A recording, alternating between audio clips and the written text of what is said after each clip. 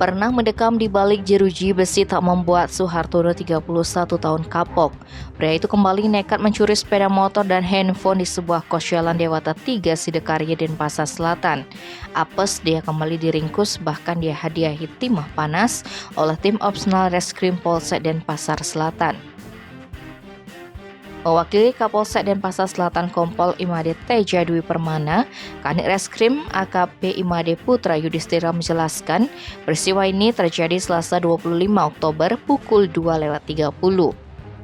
Awalnya pelaku berkomunikasi dengan korban Halimah 37 tahun via pesan WhatsApp sekitar 2 minggu sebelumnya.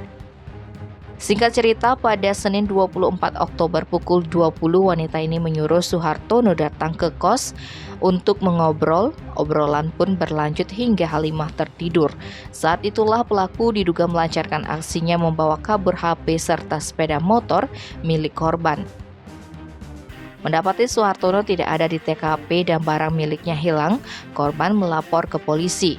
Setelah melakukan pelacakan, tim opsional Reskrim meringkus Suhartono di Jalan Raya Krobokan, Kuta Utara pada 2 November. Saat dilakukan pengembangan, pria asal Jember, Jawa Timur itu mencoba melawan petugas. Tak ayal, kaki kanannya dihadiahi timah panas. Dari hasil pemeriksaan diketahui Suhartono merupakan residivis pencurian sepeda gayung di Polres Jember dengan pidana 7 bulan penjara. Pelaku mengakui HP korban diberikan kepada istrinya, sementara sepeda motor korban dijual seharga 5 juta rupiah lewat marketplace.